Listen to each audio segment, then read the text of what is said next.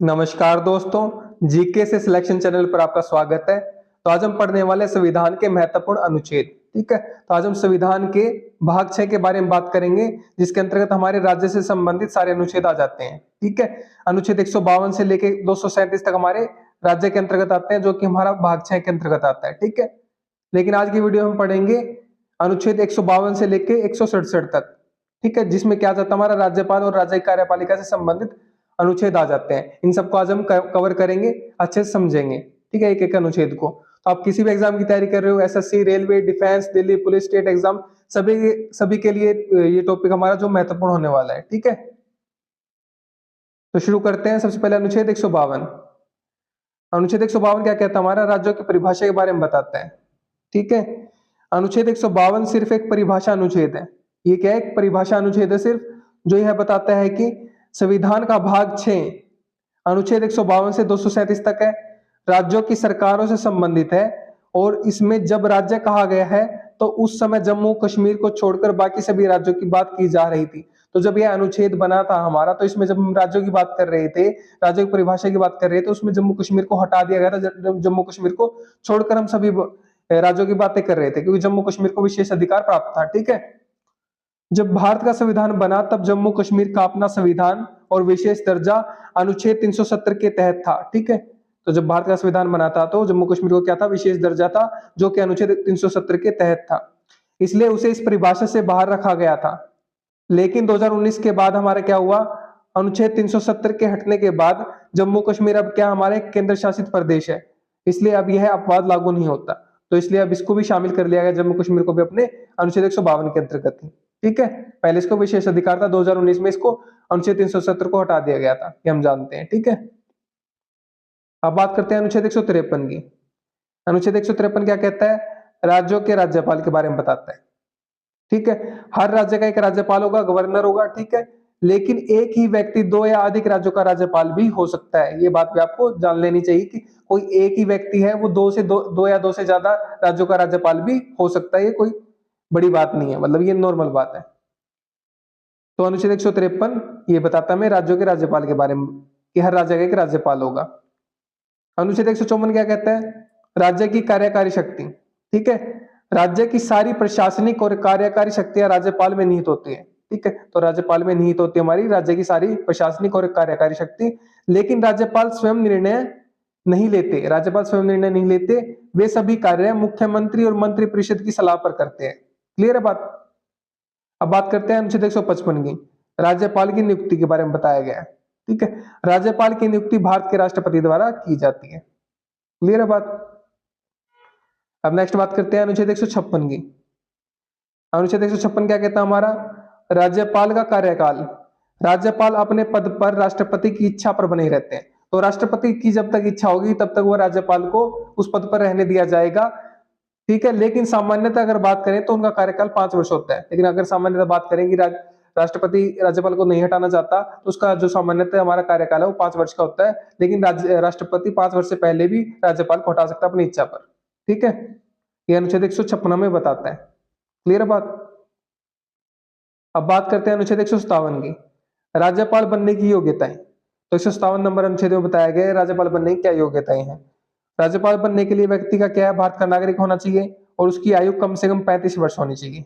ठीक है, अब बात करते हैं अनुच्छेद 158 की, राज्यपाल के पद की शर्तें, कि राज्यपाल के पद पर क्या शर्तें होती हैं। राज्यपाल पद पर रहते हुए कोई दूसरी सरकारी नौकरी या लाभ का पद नहीं रख सकते। तो कोई अगर राज्यपाल बन जाता है तो कोई दूसरा उसके पास कोई लाभ का पद नहीं होना चाहिए, कोई सरकारी नौकरी नहीं होनी चाहिए। ठीक है, तो पीडीएफ नोट्स के लिए, अपडेट्स के लिए आप टेलीग्राम को फॉलो कर सकते हो। जीके से सिलेक्शन नाम से अपना टेलीग्राम चैनल है, इस लिंक को कॉपी पेस्ट करके उस पर डायरेक्ट जा सकते हो आप। ठीक है, चैनल पर, या फिर इंस्टाग्राम, यूट्यूब और व्हाट्सएप चैनल को भी आप फॉलो कर सकते हो, सेम नाम से है, जीके सिलेक्शन। ठीक है, अब बात करते हैं अनुच्छेद 159 की, 159 की, राज्यपाल द्वारा शपथ या प्रतिज्ञान। तो राज्यपाल द्वारा जो शपथ ली जाती है वो 159 में बताई गया है अनुच्छेद में। ठीक है, राज्यपाल पद ग्रहण करने से पहले मुख्य न्यायाधीश या वरिष्ठतम न्यायाधीश की उपस्थिति में शपथ या प्रतिज्ञान लेते हैं।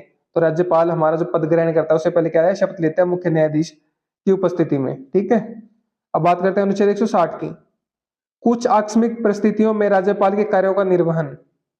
ठीक है। कुछ अचानक अगर परिस्थिति आ जाती है तो राज्यपाल के कार्यों का निर्वहन के बारे में बताया गया है। अगर राज्यपाल किसी कारण से काम नहीं कर सके तो राष्ट्रपति किसी और को अस्थायी रूप से वह काम करने के लिए नियुक्त कर सकता है। मान लो राज्यपाल उपलब्ध नहीं है या अक्षम हो गया है काम करने के लिए, किसी कारणवश काम नहीं कर सकता, तो राष्ट्रपति क्या है, टेम्परेरी तौर पर किसी दूसरे व्यक्ति को राज्यपाल का पद संभालने के लिए दे सकती है। ठीक है। अनुच्छेद 161 की बात करते हैं, क्षमादान आदि देने की राज्यपाल की शक्ति। तो जैसे हमारा राष्ट्रपति क्षमादान दे सकता है ना दंड के उसमें, कोई दंड अगर मिला है किसी अपराधी को तो उसमें समाधान हमारा राष्ट्रपति जिस प्रकार दे सकता है, उसी प्रकार राज्यपाल के पास भी हमारी शक्तियां होती है, लेकिन उसकी शक्तियां उससे राष्ट्रपति से थोड़ी कम होती है। ठीक है, अलग होती है। तो राज्यपाल अपने राज्यों के अपराधों में सजा माफ या घटा सकता है, परंतु यह शक्ति सिर्फ राज्य के कानून से संबंधित मामलों में होती है। मतलब राज्य से संबंधित जो कानून है उस मामले में ही हमें क्षमादान दे सकता है राज्यपाल। ठीक है, केंद्र से संबंधित कानूनों में राज्यपाल क्षमादान नहीं दे सकता। ठीक है, क्लियर है बात। अब देखते हैं अनुच्छेद 162। ठीक है, अनुच्छेद 162 क्या कहता है, राज्य की कार्यकारी शक्ति का विस्तार।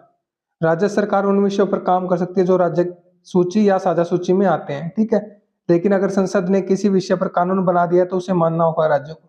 तो राज्य अपने जो राज्य के अधिकार में वो आते हैं, अपने काम आते हैं, वो कर सकती है, या फिर जो साझा सूची में जो आते हैं, जो केंद्र और राज्य दोनों की सूची में आते हैं, उस पर काम कर सकती है। लेकिन अगर संसद ने कानून बना दिया तो उसको मानना पड़ेगा राज्यों को।